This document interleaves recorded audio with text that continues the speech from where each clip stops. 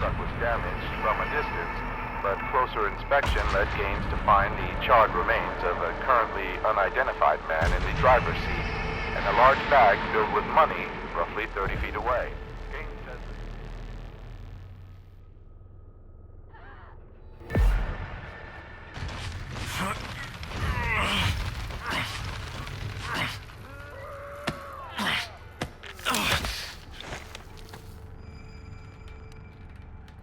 What the hell's going on? Just gotta breathe. Oh, I recognize this.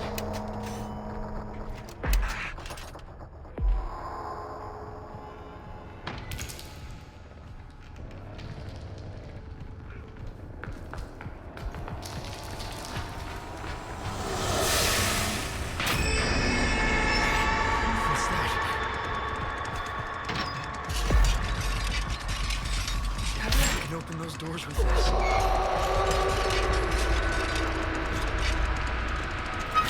This will do nicely.